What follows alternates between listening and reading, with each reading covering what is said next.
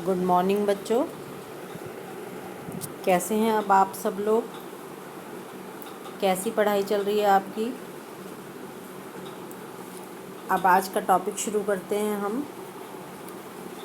आज का टॉपिक हमारा, सबसे पहले तो आपको पता ही होगा कौन सी यूनिट चल रही है। हमारी यूनिट चल रही है फर्स्ट यूनिट, जिसका नाम है कार्य, आजीविका तथा जीविका। ठीक है, जिसमें आज का जो हमारा टॉपिक है वो है निष्पादन, रचनात्मकता और नवाचार। सबसे पहले आपको ये शब्द समझना पड़ेगा कि ये निष्पादन क्या है। निष्पादन शब्द देखने में बहुत डिफ़िकल्ट लग रहा होगा आपको, लेकिन यदि आप इसका इंग्लिश वर्जन देखें, परफॉर्मेंस, आपकी परफॉर्मेंस कैसी है। फिर दूसरी चीज़ हम इसमें पढ़ेंगे रचनात्मकता या क्रिएटिविटी, कितनी क्रिएटिविटी से आप काम करते हैं। और तीसरी चीज़ हम पढ़ेंगे नवाचार या इनोवेशन क्या है। तो इसमें हम 3 टॉपिक पढ़ेंगे, तीनों चीज़ों को ध्यान से समझेंगे। सभी बच्चे ध्यान से वीडियो सुना करें, जिससे आपको एक एक शब्द का मीनिंग अच्छी तरह समझ आ जाए। यदि आप वीडियो ध्यान से नहीं सुनते तो आपको मीनिंग समझ नहीं आते और फिर आप बाद में कहते हो कि मैम हमें समझ नहीं आया। बेटा समझ तब आएगा आपको जब आप कंसंट्रेट होकर सुनेंगे। मैं भी आपके लिए बहुत मेहनत कर रही हूँ। हम, मुझे पता है कि सभी बच्चे घर में हैं और घर में रहकर मन भी नहीं लग रहा है आप लोगों का, बोर हो रहे हो। इसीलिए आपके लिए चैप्टर्स तैयार कर कर के बार बार भेजे जा रहे हैं, टॉपिक्स तैयार कर कर के बार बार भेजे जा रहे हैं, जिससे आपकी पढ़ाई कंटिन्यू चलती रहे और आपका टाइम भी अच्छा पास हो। और आप, सही बात तो यह है कि टाइम का यूज़ सही रूप से कर सको, टाइम आप वेस्ट ना करो। ठीक है, तो हम पहली चीज़ आज पढ़ेंगे क्या, निष्पादन, रचनात्मकता और नवाचार। सबसे पहले निष्पादन को समझते हैं, क्या होता है निष्पादन। देखिए, निष्पादन को समझने के लिए हमें सबसे पहले निष्पादन की व्याख्या को समझना है। क्या है इसकी व्याख्या, कार्य को पूरा करने के रूप में की जा सकती है। जैसे छोटे से एग्जाम्पल से समझाती हूँ। आपको मैंने होमवर्क दिया, आपने उस होमवर्क को कितनी यथार्थता के साथ, सच्चाई के साथ, कितनी पूर्णता के साथ, उसमें लगे हुए समय को ध्यान में रखकर उस काम को कितनी मेहनत के साथ पूरा किया, ये निष्पादन है। इससे अच्छा एग्जाम्पल और कुछ नहीं किया बता सकती मैं आपको। निष्पादन मीन्स आपको जो होमवर्क मिला है वो होमवर्क आपने कितनी सच्चाई के साथ, कितनी मेहनत के साथ, कितना समय लगाकर पूरा किया है, इसी को निष्पादन कहते हैं। समझ आ गया होगा। इंग्लिश में इसको परफॉर्मेंस कहते हैं। कार्य निष्पादन का निर्धारण सामान्यतः किसी कार्य को करने की इच्छा, कुछ बच्चों का मन करता है काम करें और कुछ का नहीं करता। प्रेरणा, आपको मोटिवेशन मिलता है या नहीं। आप सोचते हो पता नहीं मैं पास हुई या नहीं हुई, 12th की पढ़ाई मेरे काम आएगी या नहीं आएगी। बेटा बिल्कुल काम आएगी, क्यों नहीं काम आएगी। कोई भी चीज़ जो हम नहीं सीखते हैं वो बेकार नहीं जाती। योग्यता, आपके अंदर उसकी एबिलिटी है या नहीं है। और योग्यता के बाद आती है आप उसको कितनी मेहनत के साथ करते हैं। जिस भी माहौल में आप रह रहे हैं वहाँ पर आपको कौन कौन सी सामग्री उपलब्ध कराई जा रही है, कौन कौन सी इन्फॉर्मेशन आपके पास है, ये भी आपके निष्पादन को प्रभावित करते हैं। अब आप कहते हो मैम बुक अवेलेबल नहीं है, हम नहीं पढ़ सकते, लेकिन आपको मैंने ऑनलाइन बुक अवेलेबल कराई है। आपके पास मैं चैप्टर की PDF बना बना कर भेज रही हूँ, जिससे आपको सब सारे नोट्स टाइम टू टाइम मिलते रहें और आप बहाना ना बनाओ कि हमारे पास बुक नहीं है। अब आपको अपनी बुक में खुद चेक करना है कि मैम सही से पढ़ा रही है सारे टॉपिक या नहीं, या कोई टॉपिक बीच में छोड़ रही है मैडम। ठीक है, तो आप ये भी नोटिस करोगे कि पूरी मेहनत के साथ पूरी देख जो मैडम पढ़ा रही हैं वो आप भी उतना ही सीखो। ठीक है, तो निष्पादन मुझे लगता है सभी बच्चों को समझ में आ गया होगा कि निष्पादन क्या है। अब आती है हमारी दूसरा टॉपिक, हमारा क्या था निष्पादन के बाद, रचनात्मकता। रचनात्मकता मीन्स क्रिएटिविटी। क्रिएटिविटी क्या है, क्रिएटिविटी का मतलब है रचनात्मक प्रेरणा। आपको आंतरिक रूप से कितनी प्रेरणा मिल रही है। ठीक है, आप कुछ नया, अलग और मौलिक विकसित करने का आपके अंदर जुनून है या नहीं। आपके पास ज्ञान है, प्रवीणता है, सूचनाएं हैं, आप कितना क्रिएटिव काम कर रहे हैं। क्रिएटिव मीन्स कुछ लोग बहुत सुंदर सुंदर हैंड राइटिंग में लिखते हैं, ठीक है। कुछ लोग उसको डेकोरेट बहुत अच्छे से कर देते हैं, और कुछ लोग इतने अच्छे शब्दों का प्रयोग करके अपनी बातों को लिखते हैं कि एक लाइन में ही पूरी बात समझ में आ जाती है। तो ये क्या है, ये क्रिएटिविटी है। तो रचनात्मक सोच कौशल सीमा के आगे सोचने और वर्तमान विचारों को नवाचार द्वारा नए संयोजन में ढालने की क्षमता है। अब नवाचार क्या है? नवाचार का मतलब है इनोवेटिव, कुछ भी नया, पुराना कुछ नहीं, कुछ भी नया। जैसे किसी भी सामान को, किसी भी सामग्री को, किसी भी संसाधन को आप बुद्धिमानी के साथ, निपुणता के साथ उपयोग में किस तरह से लाते हैं कि उससे जो चीज़ बनकर आती है वो देखने में बिल्कुल अलग लगे, डिफरेंट लगे। ये ही इनोवेशन है। नवाचार का अर्थ क्या है? नए विचारों को प्रभावी और सफलतापूर्वक उपयोग में लाना, इसी को हम नवाचार कहते हैं। अब देखिए, रचनात्मकता के उत्पाद भिन्न भिन्न हो सकते हैं। आपकी जो क्रिएटिविटी है उसके अलग अलग पहलू हो सकते हैं। एक बच्चे को डिज़ाइनिंग करनी बहुत अच्छी आती है, उसने डिज़ाइनिंग कर ली। दूसरे बच्चे को म्यूज़िक बहुत अच्छा आता है, उसने म्यूज़िक के द्वारा समझा दिया, ठीक है। तीसरे बच्चे ने क्या किया, एक बहुत अच्छी चेयर बनाई जिस पर बैठ के बहुत बिल्कुल आराम मिलता है। और नेक्स्ट जो बच्चा है उसको खाना बहुत अच्छा बनाना आता है, उसने इतनी टेस्टी सब्जी बनाई कि मन कर रहा है बार बार उसके हाथ का ही खाना खाएं। तो ये क्या है? ये रचनात्मकता है, क्रिएटिविटी है कि सबसे अच्छा क्रिएटिव करना, ठीक है।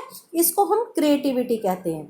अब कार्यस्थल पर रचनात्मकता को हम कुछ बातों के द्वारा हमें प्रेरित किया जाता है, जैसे स्वतंत्रता। हमें कितनी स्वतंत्रता मिलती है? क्रिएटिविटी तब होगी जब स्वतंत्रता मिले। मान लो मम्मी रसोई में ही नहीं जाने दे रही और कुछ बनाने ही नहीं दे रही, तो नया कैसे सीखोगे? सीख ही नहीं सकते। तो सबसे पहली जो चीज़ है, हमें वहाँ पर स्वतंत्रता मिलनी चाहिए। महत्वपूर्ण परियोजनाओं पर मेहनत से कार्य करने की चुनौती। अब मान लो मम्मी ने तो जाने दे दिया, लेकिन वहाँ पे आप क्या कर रहे हैं? मेहनत से काम ही नहीं कर रहे, इतनी गंदी किचन करके आ गए कि दोबारा जाने का मौका ही नहीं मिलेगा आपको। तो आपको जो मौका मिला है वहाँ पर आप मेहनत से काम करें। आवश्यक संसाधन उपलब्ध होने चाहिए। आपको जो जो सामान चाहिए वो आपके पास होना चाहिए। अच्छे, आपको जो आपके चारों तरफ लोग खड़े हैं, कोई भी खड़ा है, वो मोटिवेट करे। ये ना कहे तेरे से नहीं होगा, हट जा, तुम पीछे हट जाओ, तुमसे नहीं होगा, ऐसा नहीं। मोटिवेशन मिलना चाहिए। और जितने भी लोग हैं वहाँ पर आपके साथ, उनकी आपको सहायता मिलनी चाहिए, तभी आप बहुत अच्छा काम, क्रिएटिव वर्क कर सकेंगे। अब देखिए, हमारा जो ये टॉपिक था निष्पादन, रचनात्मकता और नवाचार, ये तीनों शब्द मुझे लगता है अब आपको बहुत अच्छी तरह से समझ आ गए होंगे। अब इससे हमें आगे चलना है। आगे देखिए, रचनात्मकता को विकसित करने और आगे बढ़ाने की विधियाँ। कौन कौन सी विधियाँ हैं जो रचनात्मकता को, जो हमारी क्रिएटिविटी को आगे बढ़ा सकती हैं, और कौन कौन सी बाधाएं हैं? हम दोनों चीज़ पढ़ेंगे। सबसे पहले हम विधियाँ पढ़ेंगे जो हमारी रचनात्मकता को बढ़ाएंगी, और दोबारा हम बाधाएं पढ़ेंगे कि उसमें कौन कौन सी चीज़ें बाधा डालती हैं। देखिए, अब हम सबसे पहले पढ़ रहे हैं आगे बढ़ाने की विधियाँ। प्रत्यक्ष अनुभव। जब तक हमें प्रत्यक्ष अनुभव नहीं होगा, मीन्स हम करके नहीं देखेंगे, तब तक हमें काम करना नहीं आएगा, ठीक है। दूसरी चीज़ आती है खेल खेलना। हमें उस चीज़ के, जो भी चीज़ है, हमें खेलों के द्वारा बहुत सारी नॉलेज मिलती है, तो खेल भी खेलने चाहिए। पहेलियों का हल निकालना, पहेलियाँ पढ़ें, हम उनका हल निकालें। उपजीविका, जो भी हमारी उपजीविका है, वो उपजीविका के लिए हमारे पास सारे साधन उपलब्ध होने चाहिए। ललित कलाएं, डिफरेंट कलाओं के द्वारा हम काम करके देखें। पढ़ना हमें आना चाहिए, लिखना आना चाहिए। विचार मंथन, हमारे मन में नए नए विचार चलने चाहिए। अपनी अनुभूतियों को समझना और उनमें सुधार करना। जो भी हमारे मन में विचार आए उन्हें हमें समझना होगा और उनमें क्या करना पड़ेगा? सुधार करना पड़ेगा। प्रश्न पूछने हमें आने चाहिए, ठीक है। चिंतन और कल्पना करना, यहाँ तक कि सपनों में खो जाना। क्या?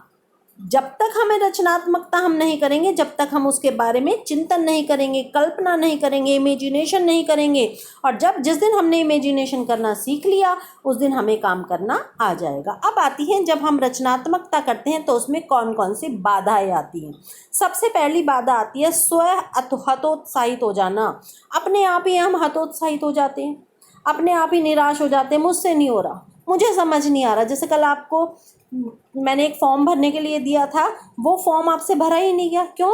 आप पहले भरा ही नहीं जा रहा। अरे भर के देखोगे तभी तो आएगा आपको। असफल होने का भय, हमेशा ये लगा रहता है गलत ना हो जाए। आलोचना का भय, दूसरे लोग क्या कहेंगे अगर खराब हो गया तो, हमेशा आलोचना का भय हमें लगा रहता है। जब तक हमारे अंदर से ये आलोचना का भय दूर नहीं होगा तब तक हमारे अंदर क्रिएटिविटी नहीं आएगी। स्वयं अपनी रचनात्मक क्षमता पर विश्वास ना करना, जब तक हम अपने स्वयं अपने अंदर जो हमारी क्रिएटिविटी है हम उस पर विश्वास नहीं करेंगे तब तक हम अच्छा नहीं सीख सकते। दृढ़ता की कमी, जब तक हमारे अंदर दृढ़ता पूरी नहीं है तब तक हम अच्छा नहीं सीख सकते। देखने और समझने की कमी, हमने उसको सही से देखा नहीं, समझा नहीं तो हमें नहीं आएगा। पूर्वाग्रह ही नहीं होंगे जब तक हम उसको नहीं कर सकते।